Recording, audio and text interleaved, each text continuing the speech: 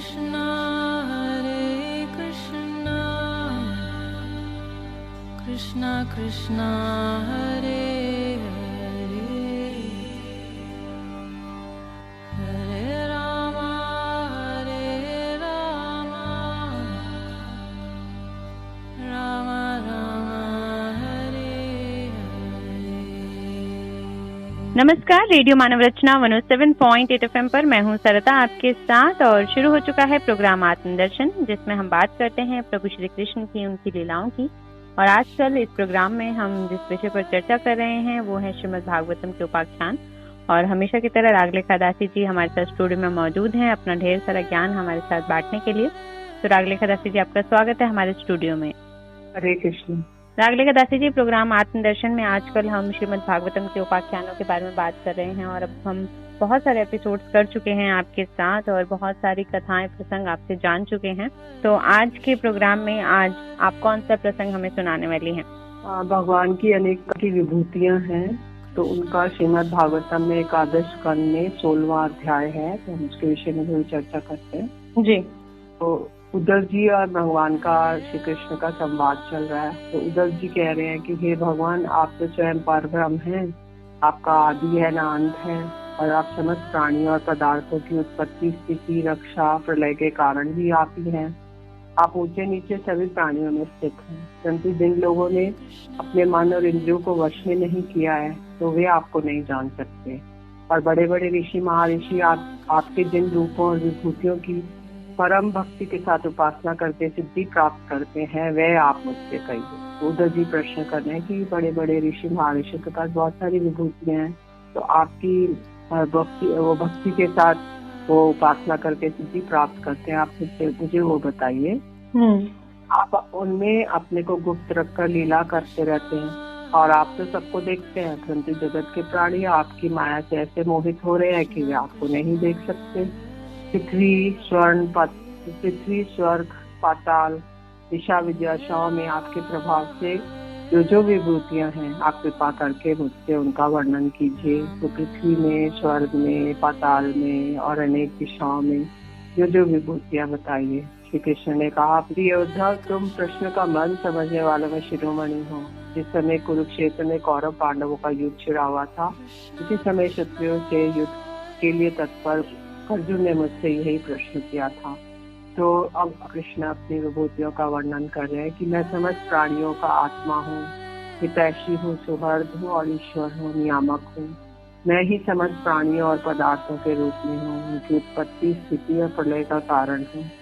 गतिशील पदार्थों में मैं गति हूँ, मैं काल हूँ, और सूक्ष्म वस्तुओं में मैं जीव हूँ। जब जो बहुत ही फाइन, छोटी से भी अधिक छोटी, वो है जीवात्मा, तो मैं जीव हूँ।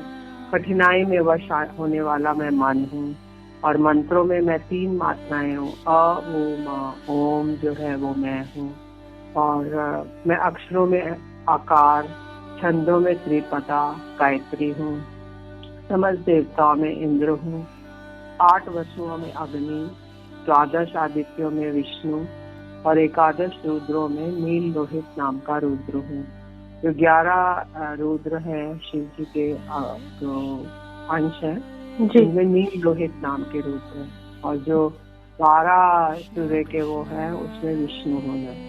और मैं ब्रह्म ऋषियों में भृगु हूँ, राज ऋषियों में मनु हूँ, देव ऋषियों में नारद हूँ, और गौओं में मैं कामधेनु हूँ, मैं सिद्धेश्वरों में कपिल हूँ, पक्षियों में गरुड़ हूँ। तो ये सब जितने भी वो बता रहे हैं, इनमें भगवान की विभूति है।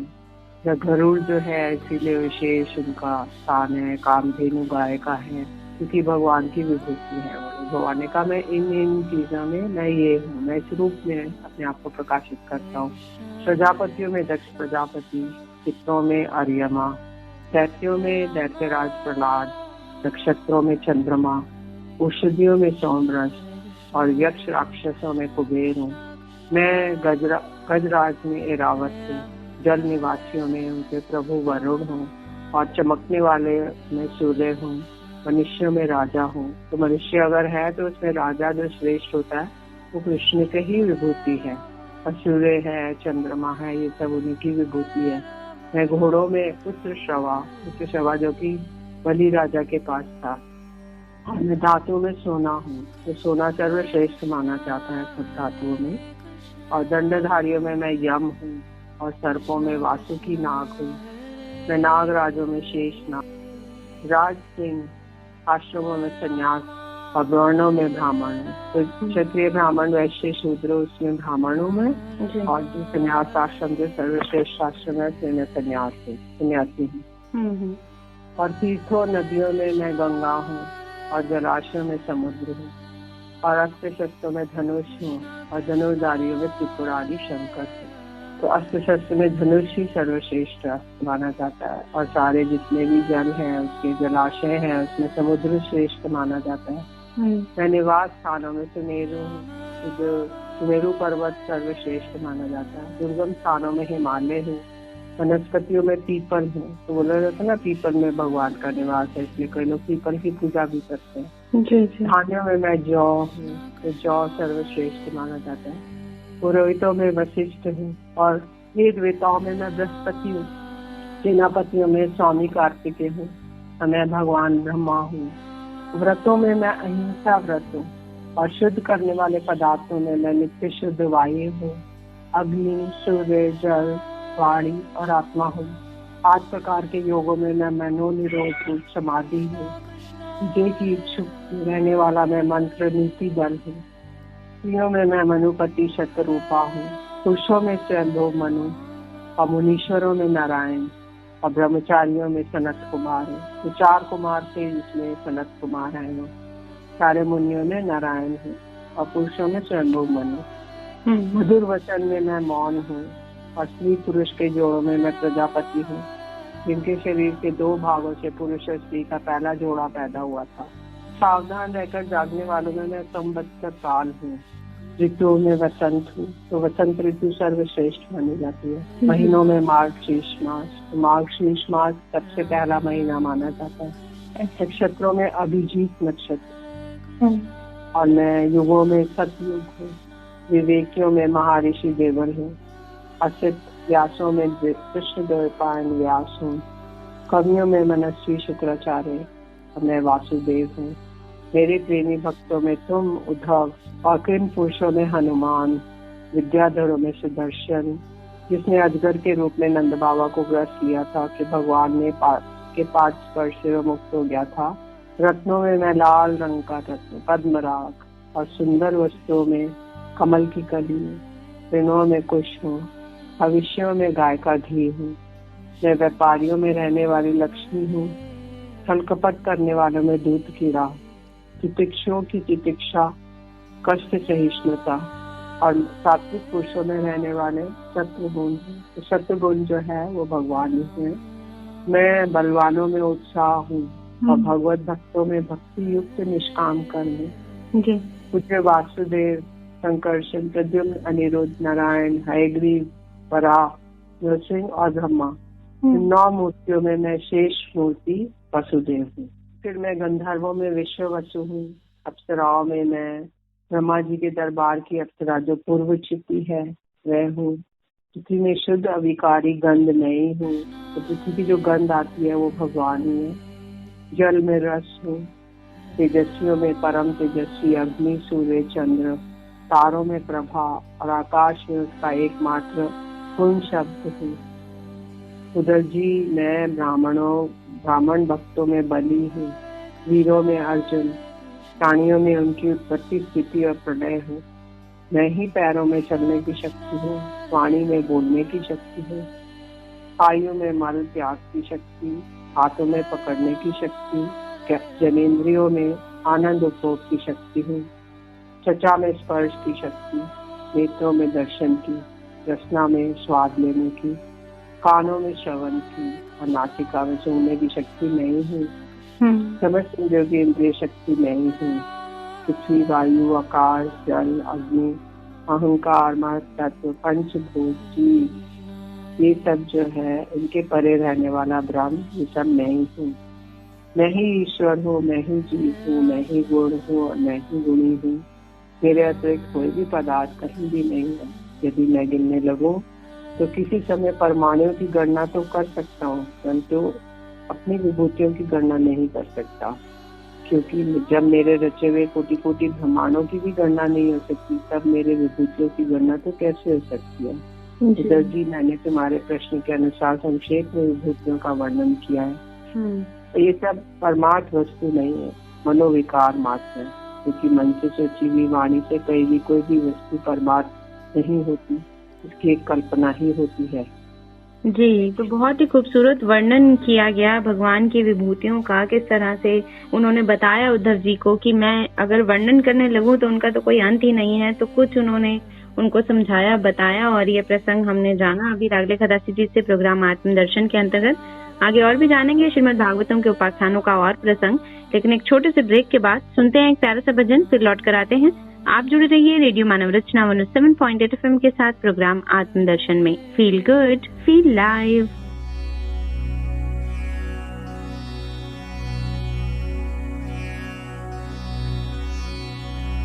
माधव बहुत मिनती करू तो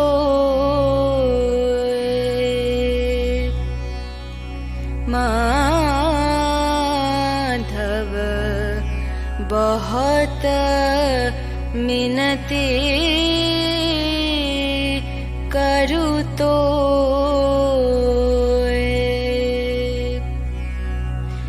दे तुलसी तिला हे देहा समर्पिला दया जानिना छोर विमोए माधव बहुत मिनती करू तो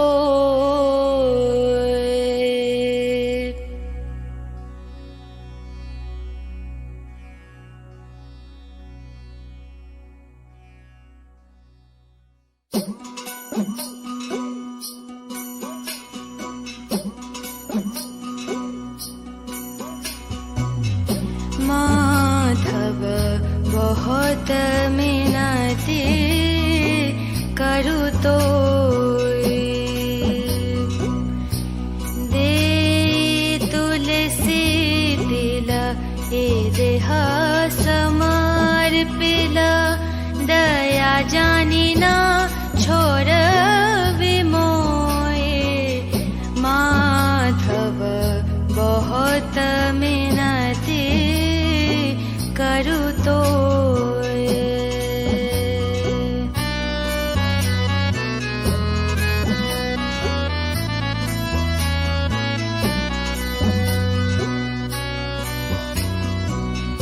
गणाइते दोष गुण लेस ना पाववे गणाइते दोष गुण ले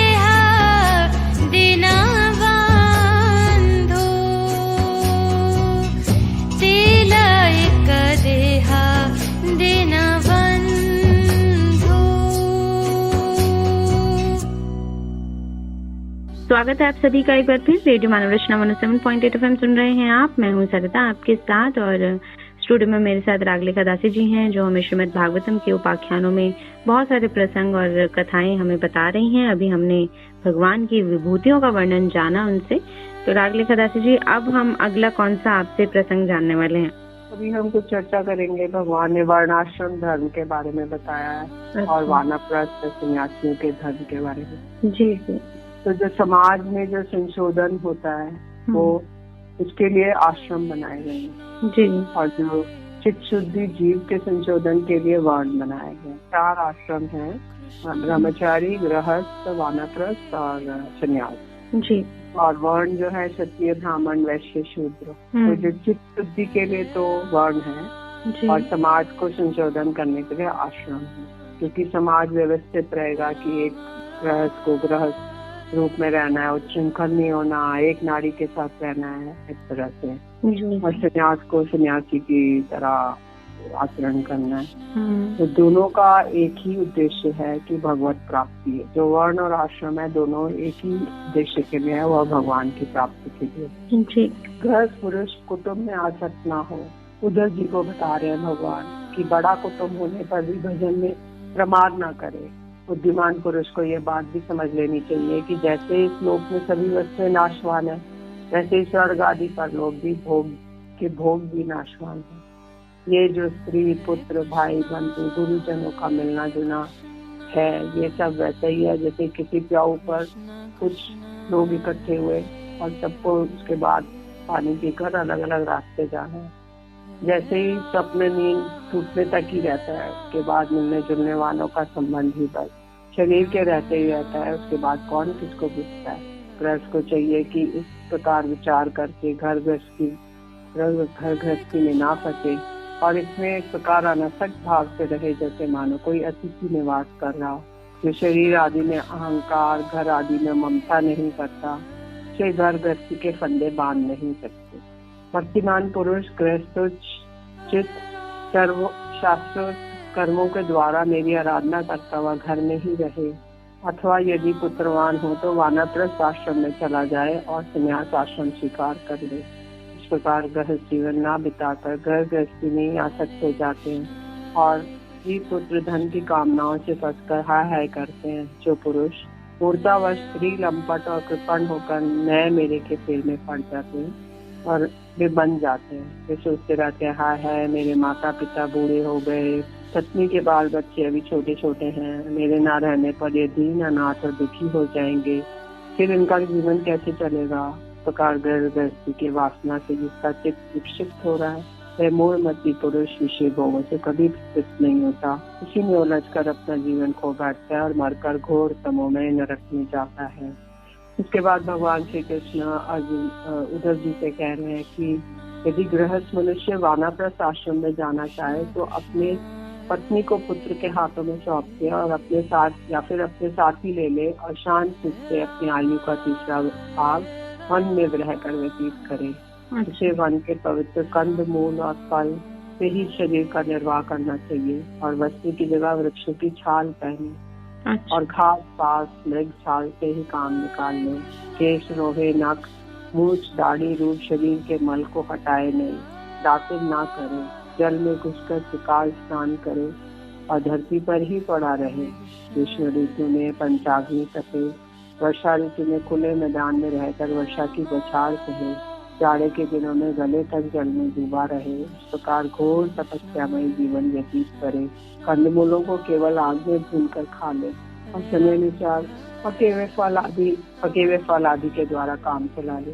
इस प्रकार घोर तपस्या करते करते मांस सूख जाने के कारण वानप्रस्थ की एक नस दिखने लगती है और इस तपस्या के द्वारा मेरी आराधना करके पहले तो ऋषियों के लोक में जाता है और फिर वहाँ से मेरे पास आता है, क्योंकि तप मेरा ही स्वरूप है। वानप्रस्थी जब अपने आश्रमोचित नियमों का पालन करने में असमर्थ हो जाए, बुढ़ापे के कारण उसका शरीर कांपने लगे, तब अपना मन मुझ में लगाकर अग्नि में प्रवेश करता है।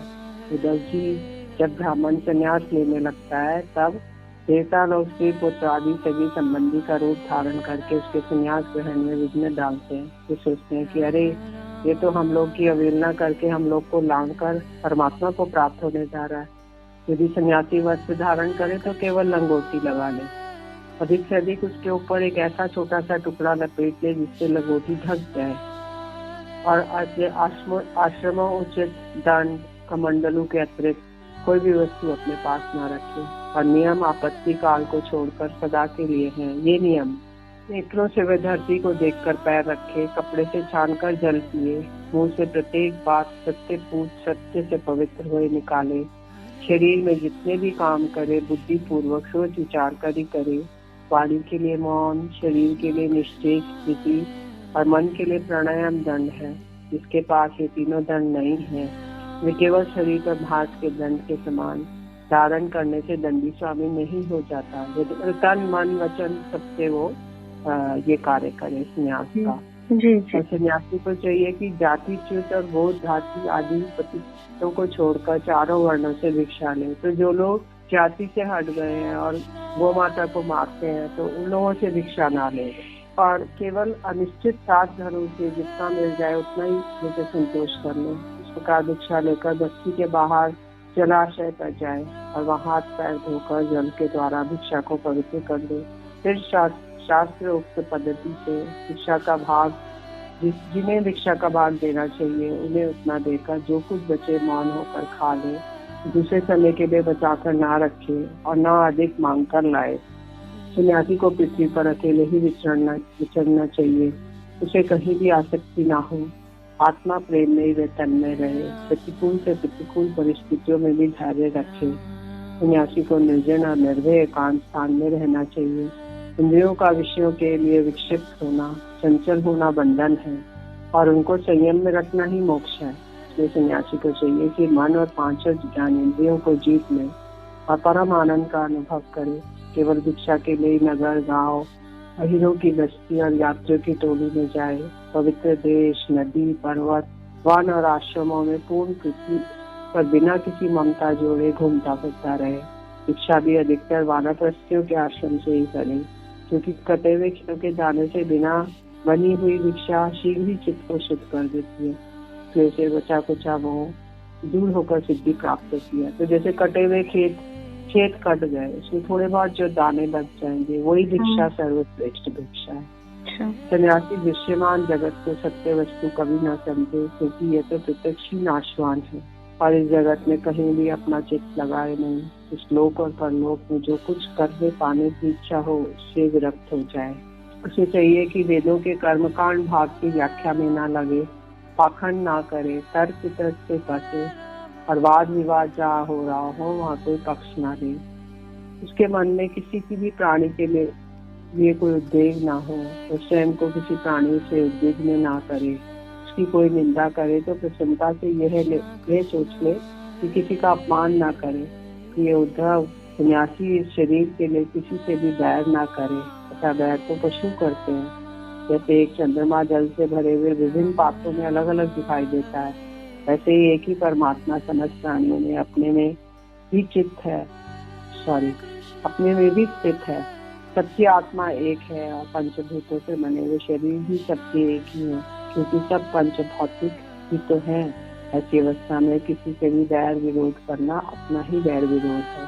सन्यासी को किसी दिन यदि समय पर भोजन ना मिले तो उसे दुखी नहीं होना चाहिए। यदि बार बार मिलता रहे तो हर्षित नहीं होना चाहिए। यदि उसे चाहिए कि वह धैर्य रखे, मन में हर्ष और विश्वास दोनों प्रकार के विकार ना आने दे, क्योंकि भोजन मिलना ना मिलना तो प्रारब्ध के अधीन है। भिक्षा अवश्य मांगनी चाहिए, ऐसा करना उचित ही है, क्योंकि भिक्षा से प्राणों की रक्षा होती है। प्राण रहने से तत्व का विचार होता है, तत्व विचार से तत्व ज्ञान होकर मुक्ति मिलती है। सन्यासी को प्रारब्ध के अनुसार अच्छी या बुरी जैसी भी भिक्षा मिल जाए उसी से पेट भर ले। वस्त्र बिछाने जैसे भी मिल जाए उन्हीं से काम चला ले। उनमें अच्छेपन और बुरेपन की कल्पना ना करे। वह गुरु की दृढ़ भक्ति करे, श्रद्धा रखे, उनमें दोष ना निकाले और जब तक धर्म का ज्ञान हो तब तक बड़े आदर से गुरु के रूप में समझता हुआ उनको सेवा करे। सन्यासी का मुख्य धर्म है शांति और अहिंसा। वानप्रस्थी का मुख्य धर्म है तपस्या और भगवत भाव। गृहस्थ का मुख्य धर्म है प्राणियों की रक्षा और यज्ञ याज्ञ। ब्रह्मचारियों का मुख्य धर्म है आचार्य की सेवा। जी। उधर जी मैं संपूर्ण लोगों का एकमात्र स्वामी हूँ, सबकी उत्पत्ति प्रलय और का परम कारण ब्रह्म हूँ। नित्य निरंतर बढ़ने वाली अखंड भक्ति के द्वारा वह मुझे प्राप्त कर लेता है। जी, तो दोस्तों बहुत ही खूबसूरत ये प्रसंग की, और किस तरह से धर्म बताए गए, वानप्रस्थ सन्यासी धर्म, निरूपण वर्णाश्रम, ये सब हमें बताया कि किस तरह से एक सन्यासी को कैसा आचरण करना चाहिए, ना लोभ, ना लालच, ना मन में कोई अहंकार, द्वेष, बिल्कुल प्रभु के शरण में जाकर बस उनके चरणों में ध्यान लगाकर प्रभु को प्राप्त करने की कोशिश करनी चाहिए। सादा जीवन उच्च विचार जिसे कहते हैं वो ध्यान में रखकर प्रभु को प्राप्त करने का मार्ग जो है वो भी एक सन्यासी कर सकता है, जैसे कि रागलेखा दासी जी ने बताया कि, और ये सब हमारे श्रीमद् भागवतम के उपाख्यानों में वर्णित है, जो हमें कथाएं हमें रागलेखा दासी जी बता रही हैं, तो ये सब हमारे श्रीमद् भागवतम में है। और आज ये प्रसंग हमने जाना इनसे। तो आज के एपिसोड में दोस्तों बस इतना ही। अगले एपिसोड में और भी प्रसंगों के बारे में जानेंगे इनसे श्रीमद् भागवतम के अंतर्गत। लेकिन आज के लिए रागलेखा दासी जी आपका बहुत बहुत शुक्रिया हमारे स्टूडियो में आने के लिए। हरे कृष्ण। तो श्रोताओं, अगले एपिसोड में श्रीमद् भागवतम के अंतर्गत बहुत कुछ जानेंगे प्रोग्राम आत्मदर्शन में। लेकिन अभी के लिए हमें दीजिए इजाजत और सुनते रहिए रेडियो मानव रचना 107.8 FM पर आने वाले और भी प्रोग्राम्स को। Feel good, feel live.